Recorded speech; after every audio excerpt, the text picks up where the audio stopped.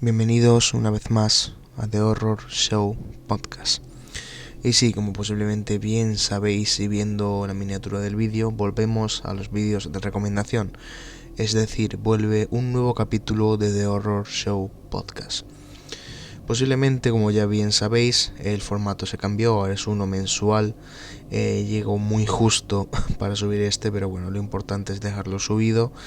Y dicho esto, hoy voy con el capítulo número 9 y sinceramente traigo unas recomendaciones que han salido un poquito sobre la marcha, pero creo que son bastante buenas. Sin ir más lejos, la película posiblemente es una película que muchos os vengan a mente, además de que tiene una cierta historia detrás, que fue lo que hizo que se produjera.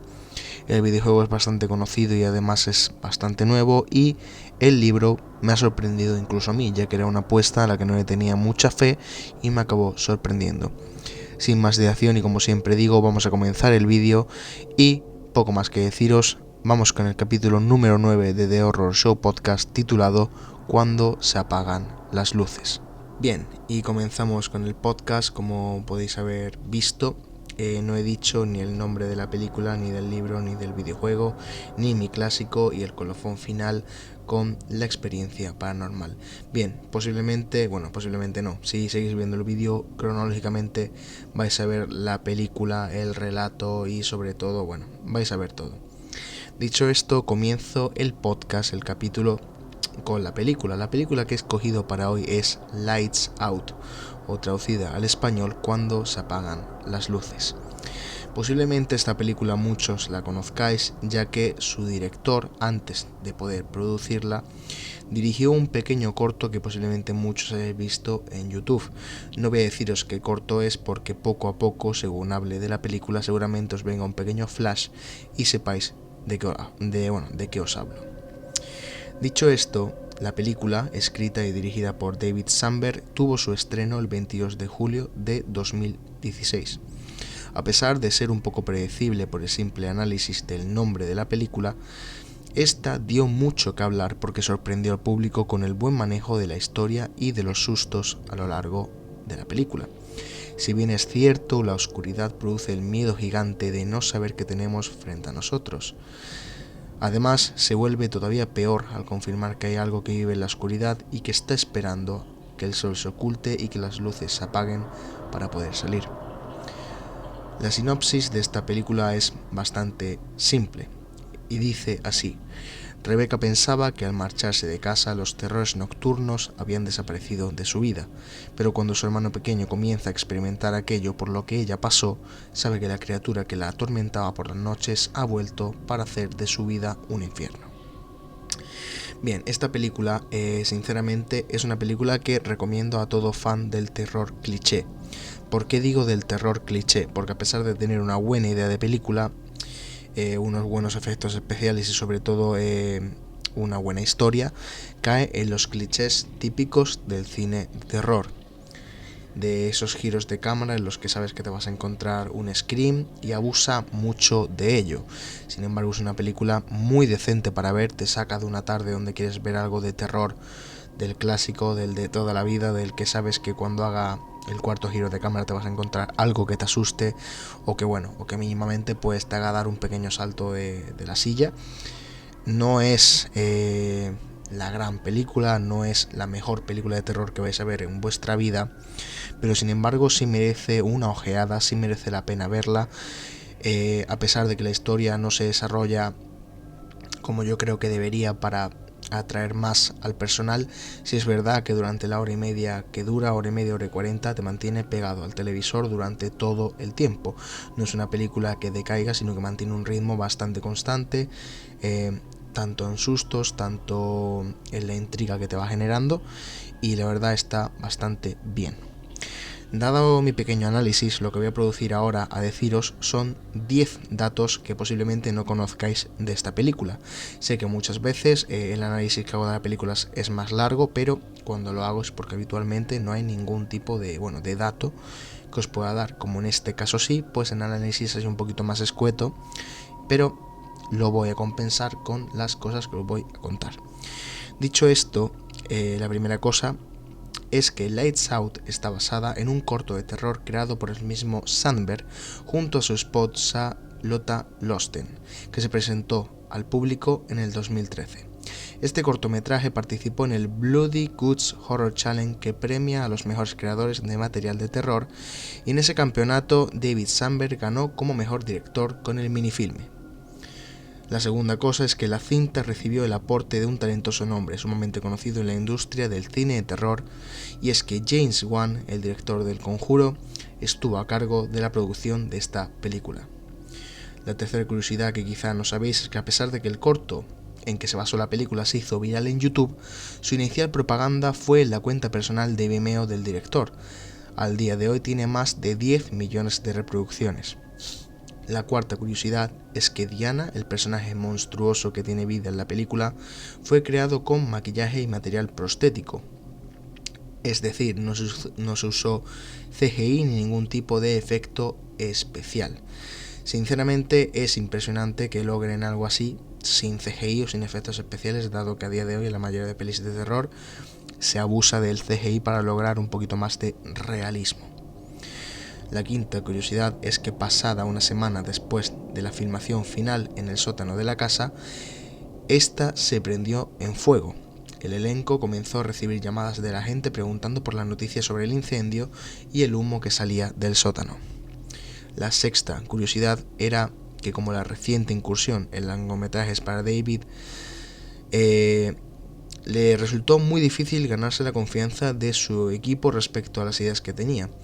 En una entrevista con The Times, el director comentaba que en una de las escenas donde Martin, el niño, llevaba una vela, él sugirió que la vela fuera la única fuente de luz en ese momento, y nadie estuvo de acuerdo.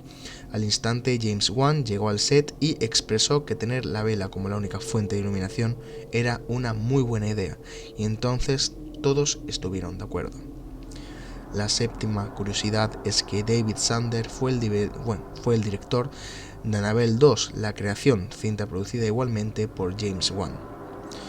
Octava curiosidad: la esposa de Sandberg, Lotta, aparece en una de las primeras escenas de la película. Los seguidores de los cortos del director la podrán reconocer, puesto que fue la protagonista del corto base para el filme y partícipe de muchos otros cortos más. La novena y penúltima característica: Teresa Palmer, quien interpreta a Rebecca, es la segunda actriz australiana que participa en una película de terror de James Wan. La primera fue Rose Byrne en La noche del demonio.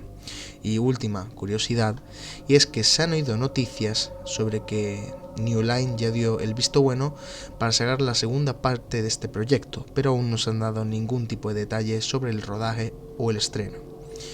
Dicho esto, hasta aquí la película que hoy os traigo.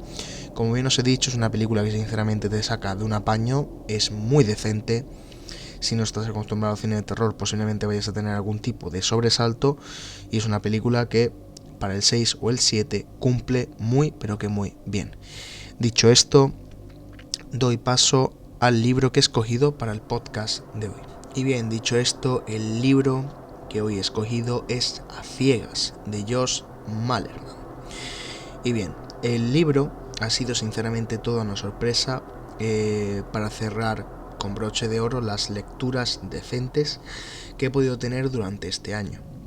Tenía muchas ganas de poder leer este libro, ya que su sinopsis y sobre todo en general todo lo que expresa el libro, y además una portada que, cuando la ves, yo obviamente lo he tenido en PDF, no en directo, pero el libro en formato físico tiene una portada escrita en braille.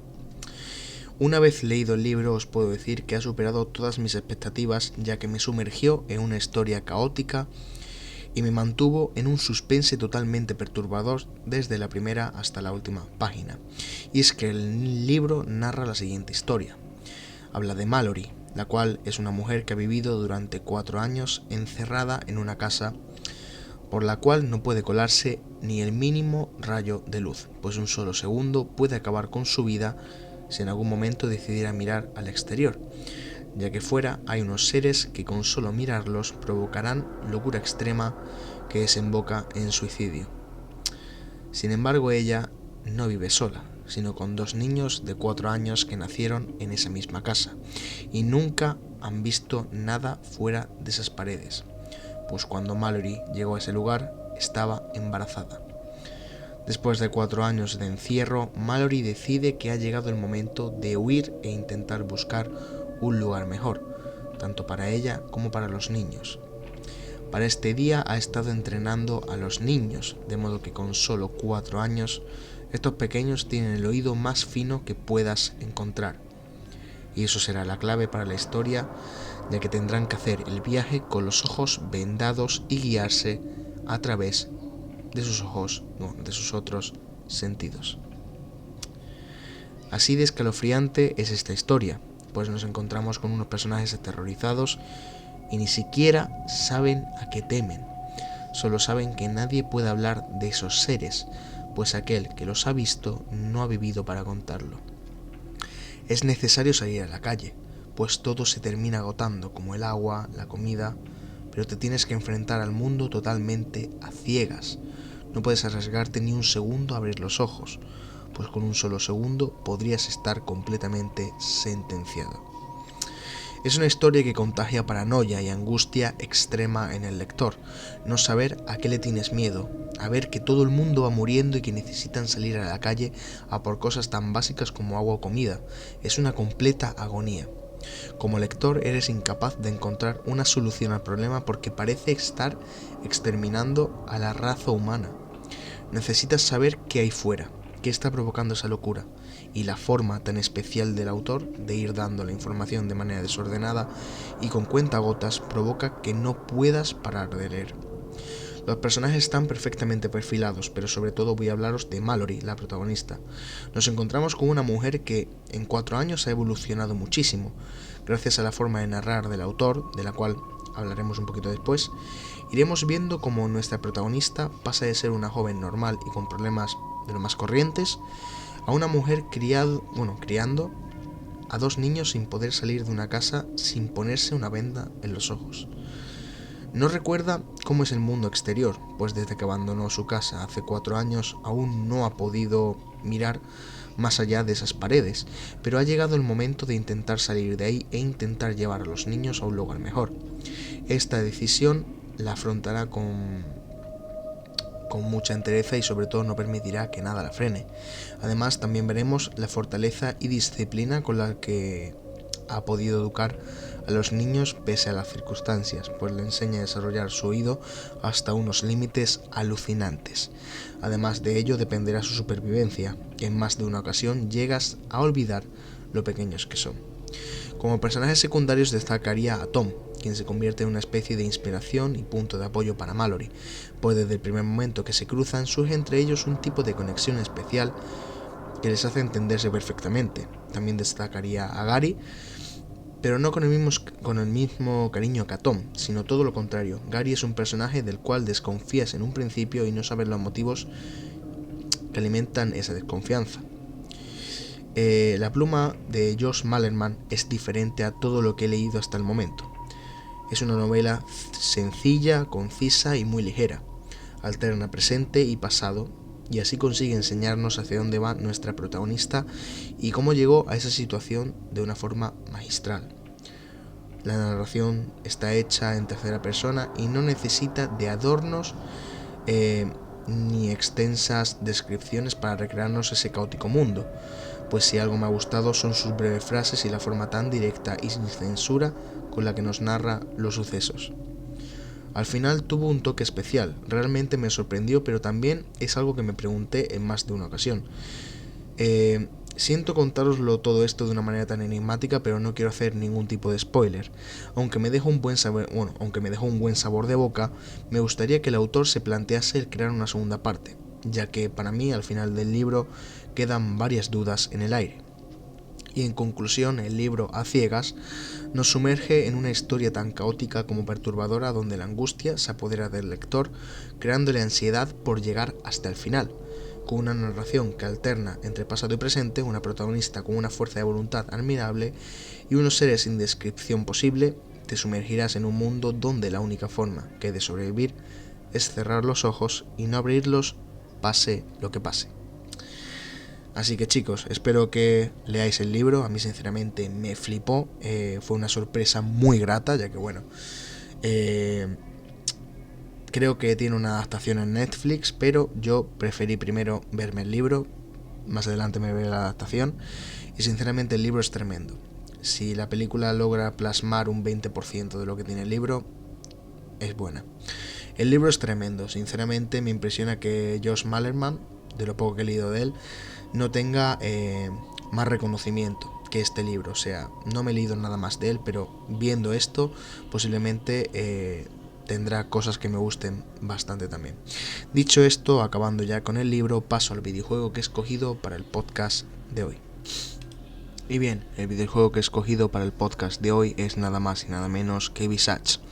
Este juego me sorprendió porque estaba gratis en el Game Pass de Xbox y dije, vamos a probarlo, y sinceramente no me ha decepcionado lo más mínimo. Y es que este juego fue lanzado ya que aquella sequía de juegos de terror que se sufrió durante la séptima generación dio paso a una nueva vertiente que lleva en auge más de un lustro.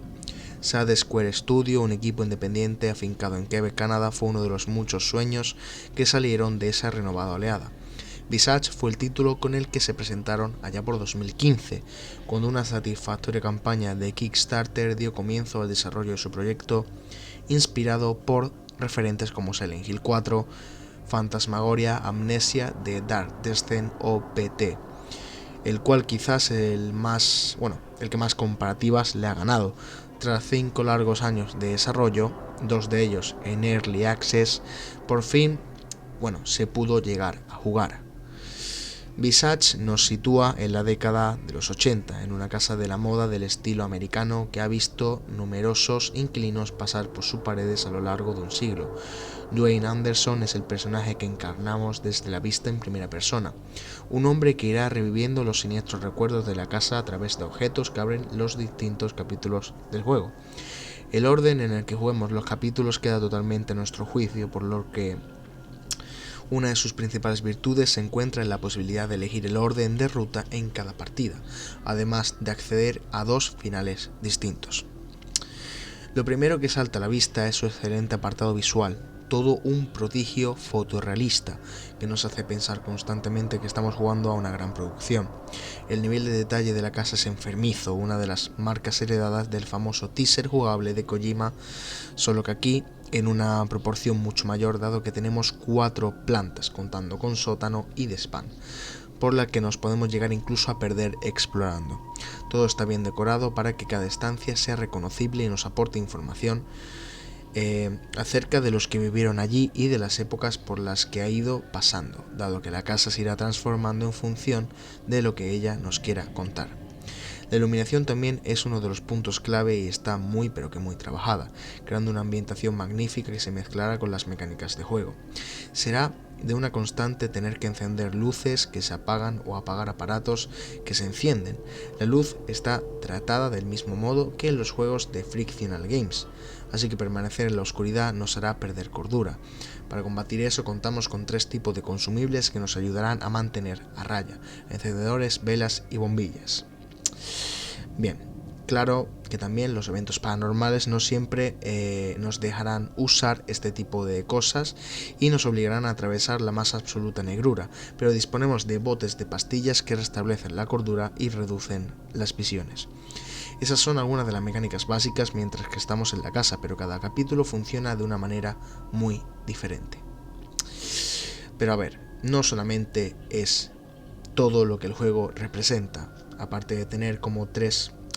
El juego es bastante largo y son varios capítulos y prácticamente cada capítulo es como un juego pequeño de 4 y 5 horas. Entonces sinceramente es un juego que engancha desde el primer hasta el último momento que juegas. Y sinceramente también el apartado sonoro cumple muy bien su función, utilizando los clásicos violines estridentes para los sustos y sonidos de voces, puertas e interruptores para las visiones. La banda sonora sin embargo no destaca tanto y se centra casi únicamente en el piano, pero tiene al menos un par de momentos memorables. El juego cuenta con voces en inglés para los distintos personajes y se encuentra traducido al español.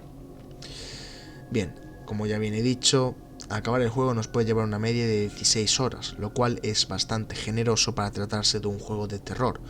Durar más tiempo podría llevar a que la tensión se pierda, pero al estar dividido en capítulos, realmente, como ya he dicho antes, consigue que parezcan 4 pequeños juegos de 4 horas. Por suerte, el progreso no obliga a empezar de cero para sacar los 2 finales. Basta con cargar la partida, aunque sin duda deja con ganas de darle una segunda vuelta. Resolver las partes de tren de la bruja a la primera y poder centrarnos en la jugabilidad de exploración y puzzles seguramente haga que se disfrute aún más. Cuando el terror en primera persona parecía desgastado, Visage logra llegar donde pocos han llegado con una aventura que destaca al combinar algunas de las mejores ideas entre los referentes de género, quedando en un best-of que no inventa nada, pero sin embargo cumple de sobra en cada apartado.